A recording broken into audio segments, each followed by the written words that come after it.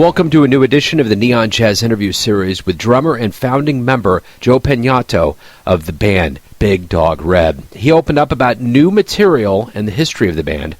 They are an improvising collective from Albany, New York that released a new CD called Vivo, a live album, and it is the ensemble's fourth release since signing to Ropeadope in 2018. They love making music, and it's evident in what you hear.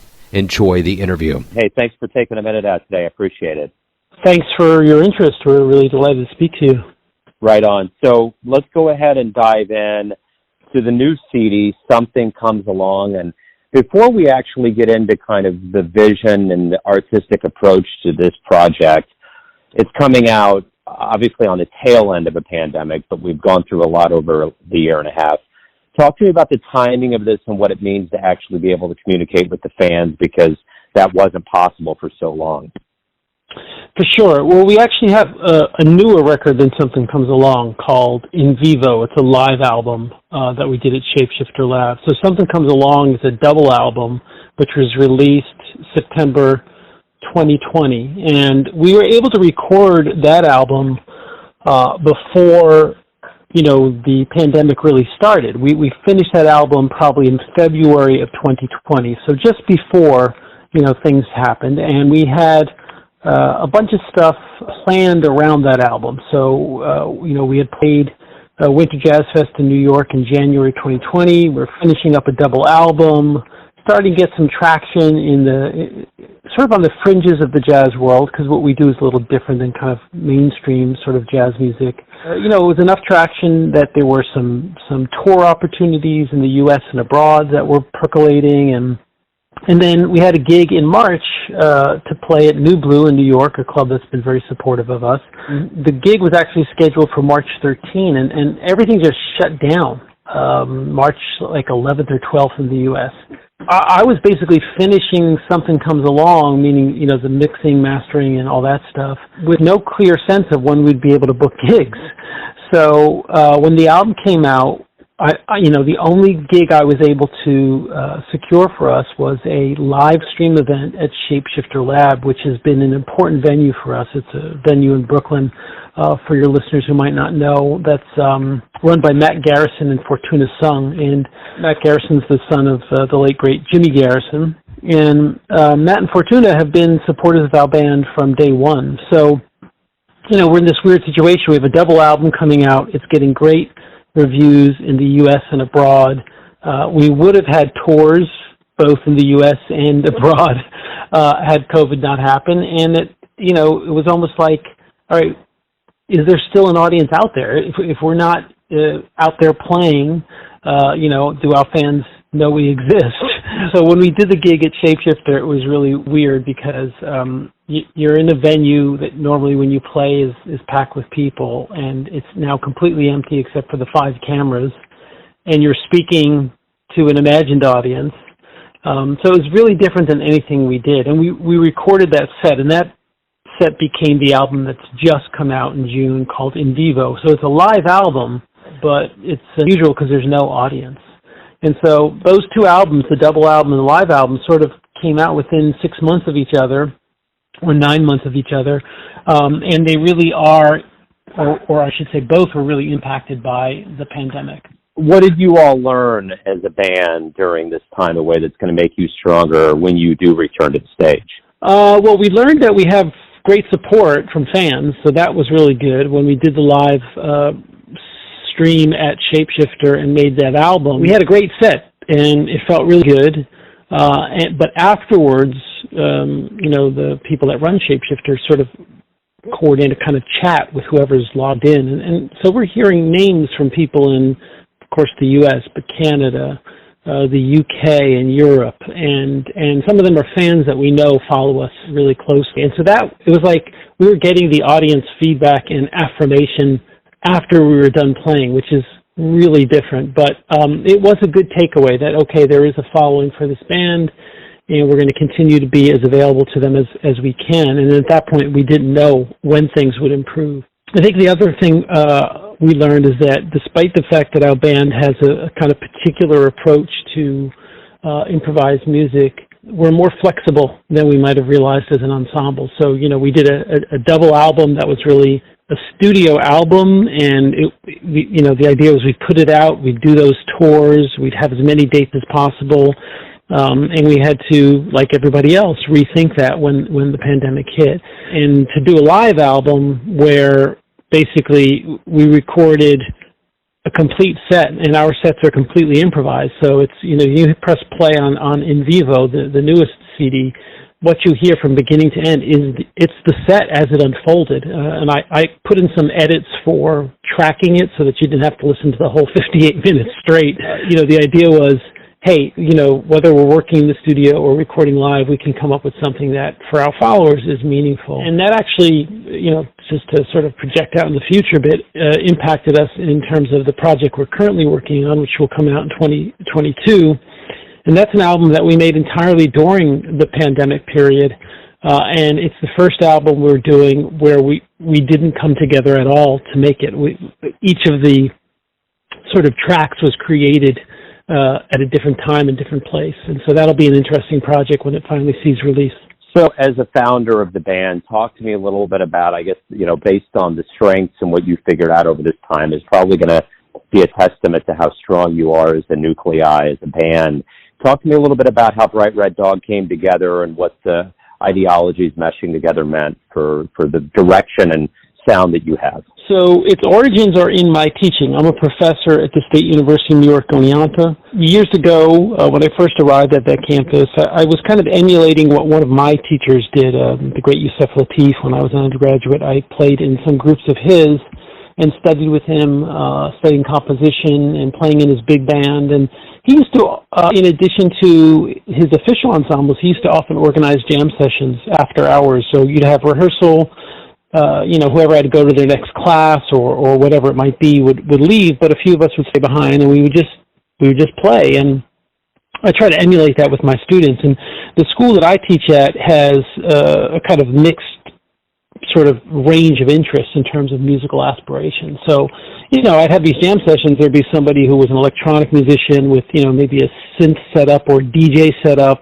There'd be somebody who was a jazz musician with his saxophone, somebody a piano, bass player, rock guitarist, and they couldn't find a common language to play. And so I would say, well, let's, instead of thinking about what to play, let's just play and listen to each other. And so we began these kind of very freewheeling, open-ended jam sessions, kind of like a jazz jam band, if you will. And I would record it all, and I would share it with the folks who participated. And they really sort of showed promise. There was something about what we were doing that was of interest. And I guess it goes back to that idea of flexibility that we were talking about earlier. But also spontaneity is really a big part of this band. So a few years later, I was trying to sort of impart to students that this kind of open-ended approach is one they should be comfortable with, because, as young musicians, they want to always sound good. And when you try to freely improvise, you won't always sound good. There's going to be some rough edges and searching, and you've got to find the right sound and listen to each other. And so I really wanted to make that process the focus of this project. And unrelated to the band, I was driving with my wife in the car, and she was driving, and I was just looking at the side of the road, and there was some kind of promotion going on, and there was a guy in a Clifford costume. And I said, "Look at the Bright Dog Red."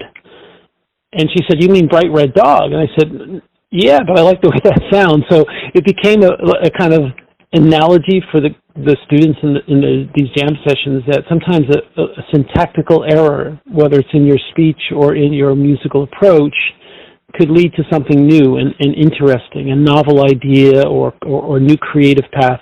So we started calling the sessions the Bright Dog Red Sessions, and the syntactically challenged name has haunted us ever since, because folks think of us as Bright Red Dog, but really the band's name is Bright Dog Red. About 5 years ago, I was playing some tapes. I had started to do it again. I had a regular group of musicians. I was playing some of those tapes for some friends of mine, and they were really encouraging to put it out. And one of those sort of sessions led to Matt Garrison hearing it, and he booked us. And so our first early gigs were at Shapeshifter, which makes that venue so important to us. But kind of one thing led to another, and the response to it from people that I knew within the music industry was really positive. And so we had a couple of high-profile early gigs, including opening for George Clinton in Parliament Funkadelic, having a great experience with that, great response from the audience. And so it told me that there was something there. And I started to, through word of mouth, think about labels we might connect with, and we connected with Ropeadope Records, the Philadelphia imprint, which is a perfect label because of its history of bringing together these different types of musics, that we're interested in: jazz, improvisation, electronica, hip-hop, psychedelic rock. All those things sort of are part of what we do, and Ropeadope has a history of featuring acts that kind of fuse music like that. It took a while, but we connected with them, and in 2018 we signed a contract and put out our first album with them, and In Vivo, which just came out in June of 2021, is our fourth album with them in just over 3.5 years. So it's been a really great relationship. And we certainly could have done what we do without having partnered with them. And the one thing you've mentioned several times is that your sound. It's a unique sound, and I'm curious if you had to peg the sound and kind of do it under the guise of, say you come to Kansas City and you have to write up some kind of intro to get people to come out and see you live. How would you describe what you do in the interplay between musicians? The way I've described it is to start with what it is, and that is it's an improvising collective. And then I talk about, the music that we improvise on, the genre of references. So I kind of mentioned them earlier: jazz, free improvisation, electronica, hip-hop, and psychedelia. Those are all music traditions that were important to me when I was coming up. The members of the band respond to them. So we're kind of drawing on those things, but to paraphrase Chris Sampson, who does a great podcast that we appeared on, he said, Bright Dog Red is making it up as they go along. And I think that's a really good way to describe it, because we start without knowing what our sets are going to be, and we begin to improvise freely, and we see, where that takes us. With that said, because of those genre references, there is a continuity. So our sound would appeal to folks who like, let's say, the jazz fusion of the early 70s, because that was a period where jazz and rock were coming together. I think a lot of what we do has those elements. And what's different, maybe more contemporary and more representative of the current period, is the addition of MCs. We use MCs in all of our sets. Our current MC, Matt Coonan, is a well-regarded poet, published poet, and comes out of the slam poetry tradition. And so there's going to be spoken word, there's going to be freestyling and rapping, and all those things kind of come together. A kind of improvised jazz meets hip-hop jam band scenario. So for as many bands out there that make it and that come together and it works, there's just as many, if not more, that don't. What is it about you all that has made you work, survive, get signed by a big label, and to be a thriving outfit? Well, I teach about the music industry, and one of the things I try to impart to my students is luck is a big part of success. It's not the only part. So the first thing I'll say is we've been fortunate, and the specific fortune is kind of the moment, right? There's a period now within jazz music where, although there's kind of still a strict orthodoxy among, let's say, some critics, some labels, there's also a beautiful flowering out of the possibilities, a kind of return to something that was happening, as I said, in the early 70s, where people can, as musicians, we like to mix and match. We're not, when we play, we're not, we're never thinking, let's add a little bit of hip hop. It's not like we're trying to, bake a cake with all the right ingredients, but we have some flexibility, and we have audiences who are willing to go with us on that ride. And I think that's just the historical moment. So that's the luck piece. I think another factor is we're playing music that's truly meaningful to us. We're not doing something because of the moment. We just happen to be intersecting with the moment.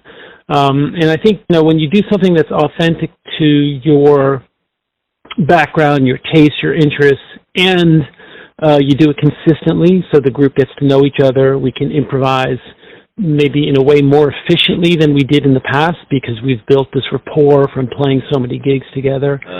Having a background myself in the recording industry, understanding how it works, being able to reach out to labels in a way where the label knows they're partnering with somebody who understands what they can do and also what they cannot do. You know, unrealistic expectations can really undermine an artist and record label relationship. So we've got a great rapport with that label, so that's a factor too.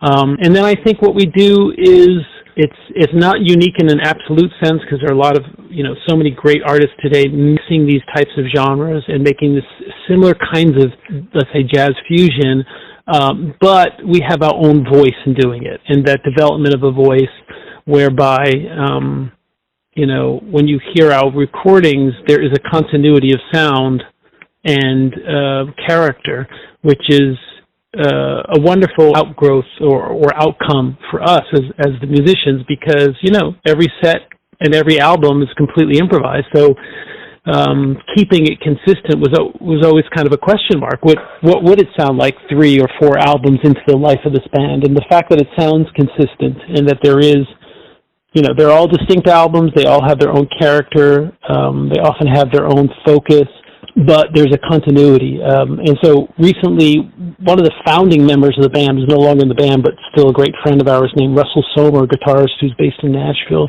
He came to see us in New York, and he said, the greatest thing is, half the band has turned over since I've been in it, and it still sounds like Bright Dog Red.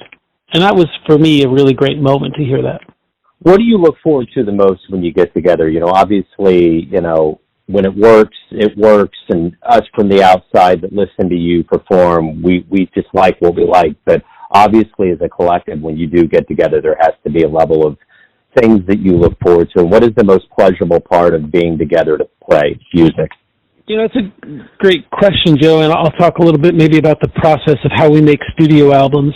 So, a live album where we've recorded a complete set from beginning to end makes sense to everybody. Everything's freely improvised. It is what you hear. But our other 3 albums and the one we're working on now, we're done with the studio as an aid. The studio becomes essentially an additional player to the ensemble. So the way we work is we get together in my studio, which is in my home, and we record live. And what we record are freely improvised sessions. So let's say on Something Comes Along, which is 2 albums and features all of the 7 current members of the band. The membership in the band kind of morphs over time. So there's 7 players that are regularly in the collective now, and Something Comes Along features all of them. That album was recorded in 3 sessions, and only 1 included all 7. 2 were some combination. So whoever's available gets together and we improvise, and I record the improvisations. And when we're playing, and this happens live or live in the studio, there's the moments where we're playing, we're listening, we're sort of getting to know each other again, if you will. But then there are moments where things just click. And it could be that we hit a groove together, or everybody ends an improvisation on a downbeat or on the same note. When those really beautiful sort of comings together happen, those moments are really special. And I think that's what I look forward the most, is those moments, is kind of what the ensemble lives for. With that said, the process itself is also pretty exciting, but in a different way. I think, those comings together are kind of gratifying, whereas the process, the searching, the listening to each other, the development of the groove isn't quite there yet, but it's sort of developing. That's also pretty exciting, because it's almost like you're, not to sound too hokey, but you're on an adventure, because you don't know exactly where it's going to go. And sometimes there are false starts, like sometimes when we play live, I kind of tell the audience, hey, there may be moments where we don't sound so good, and then hopefully there'll be moments where something magical happens. And that magic is really, I think, what this group is always in pursuit of. So, as a collective, you do have to come together and you have to make decisions. And since you're a founder, I'm going to put the onus on you right now. And I want to know, if you all had to come together and we get off the phone, you guys get together, there's a jazz DeLorean in front of your house, and you all have to decide where you're going to go in history and see any musician or any band. Who would you all want to see together? Well, first of all, Jazz DeLorean, I love that. That's awesome. And that's a fun question. Thanks. Yeah, I would say probably collectively we'd all want to go see the Miles Davis Electric Bands of the early 70s. You know, I think those bands, or late 60s, early 70s, that period, I think those bands are probably, you know, the most important progenitors to what we do in terms of concept and approach. Why do you love jazz? What is it about? How did jazz, I guess let's start first of all with how did the seeds of jazz get in you and why do you love it so much? Great question. Well, from the time, I'm 53, so from the time I was 2 years old, I was making every effort I could to play drums. So very early on, around 2 years old, my paternal grandfather bought me a set of bongos, you know, sort of toy set, but he saw that I was beating on things. I was trying to play drums, mimicking drummers that I would see on television, and you know that period when I was 2, it would have been 1969. So you know, he was sort of watching that, as were other people in my family, and you know, he bought me the first toy drum, and then other people bought me drums, and I think, you know, being drawn to an instrument, obviously its applications in that time period were very much in jazz and rock. As I grew up, I was listening to a lot of rock music, but my mom had some great albums in the home, like some of the, like Sinatra with Count Basie, those types of albums where, you know, these great swinging drummers, and so I was listening to that. But as a child, for a brief period, even though I'm born and raised and from the New York City metropolitan area, for about 3 years, I lived in New Orleans, and I think that was a huge influence in me sort of focusing in on this phenomenon, you know, known as swing, and hearing how the drummers there were playing, even when they were playing a backbeat, with a different feel, and just the kind of 3-against-2 relationships and the rhythmic approach. And there were just things about music in New Orleans that stayed with me. So I think it was all of those things. And then as I started to study the instrument, and I came to formal study of the drum kit a little bit late, around 14 years old. I'd been involved in school music programs and that sort of thing. But I had a teacher who was from the jazz tradition, a great drummer named Sal LaRocca, and a very well-known teacher in the New York metropolitan area. And he had played with people like Teddy Wilson and Junior Mance, as well as others. So, you know, he had me listening to albums that were jazz albums. So I was playing in rock bands, but, you know, more and more listening to jazz. And then I discovered Max Roach, who became, you know, quickly one of my drum idols, and I went to the University of Massachusetts in part because he taught there, and I thought I might be able to study with him, which I eventually did. So that was sort of how I came to jazz music. So when we do return more and more in earnest to live music, and the crowd's there, and you're on the bandstand, what do you hope we all collectively realize and absorb from this long absence away from live music? I think that music is about community, and I think that community is undervalued, certainly within this society, and I hope that people recognize the importance of community, that we are all, again, sounds hokey. I was sounding hokey before, I'm going to sound hokey again. We are all connected, and I mean it, I don't mean it in a hokey sense, I mean it quite literally, that, you know, my fate impacts your fate, and your fate impacts my fate, and having some collective care, as well as collective appreciation and the camaraderie that comes with that, is what I hope people will take away from this experience. So my final question is this. Everyone has their idea of who they think you are as a band, and a perception of who you all are as an outfit, but ultimately you know yourselves best. Who do you all think you are? Who do you really believe you are as a collective unit delivering music to people? That's a great question. I think we are coming together. I said earlier that comings together within our sets are what matter. For me, I tell people when they're first joining the collective, they'll often say things like, "Well, what do you want me to do?" I'll say, "I'm not as the leader of the group, as the founder, as the concept person." I give them this statement, and it's one that I use universally with every new player. I say, "I would like you to be you in the context of us." And so that's who we are. We're about figuring out who is the assembly of people tonight, on this night, on this bandstand.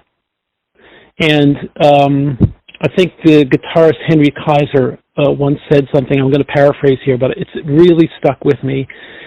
He said, "Your solo should be so your grandmother recognizes you're playing." And that's what I'm looking for in the members. Like, I want them to be them, but navigating whatever the us is for that given session or night. And, I think that's what we're about. And I think oftentimes, you're right, people outside the band have a different idea of what it is. Everybody hears things differently. Some people, like, we get a lot of critical ink, and a lot of it's great, and some of it's not so great. And sometimes the not so great critics actually hear us really well. Like, they don't like what we do, but some of the things they say about the band, I'm like, all right, well, yeah, actually, that's a pretty good point. So, you never know how others are going to perceive it, whether it's a positive perception or not so positive perception. It's always interesting for me to hear sort of the outside view. And so that's what I'm going to end this answer with, is a question to you. How do you hear us? I hear you as a very, the thing that drew me to you is you have a very unique sound. You all maintain who you are. It's very clear that there's not this conformity to some kind of thing that you all are going for. I mean, you're obviously adhering to what you know and your history, but everybody's coming together in a way that's uniquely them, but it just has a spin that's natural. I mean, and I think that's the way art and entertainment really hits us in a very positive way. If it's good, and you're going to know it, and you're going to get drawn to it, and the democracy of opinion is going to sway collectively that way. And I think that's the way you all are. I think people that really enjoy what you do really enjoy jazz. They aren't passive. They're very active people that are looking to get pushed. That's my perception of what you do. Thanks, Joe. That's great to hear. It's always good to hear what somebody else thinks. Absolutely. Well, hey, Joe, thank you for taking some time out to talk about the band and about your history and the future. I appreciate it. Good luck with everything. My pleasure. Thanks so much, and all good things to you and your listeners. Thanks for listening and tuning into another Neon Jazz interview, where we give you a bit of insight into the finest players in Albany, New York, Kansas City, and spots all over the world, giving fans all that jazz. And thanks to Joe for his time, music, and stories. If you want to hear more interviews, go to Famous Interviews with Joe Domino in the iTunes Store. Visit neonjazz at youtube.com, and for everything Neon Jazz all the time, go to the neonjazz.blogspot.com. Until next time, enjoy the jazz, my friends.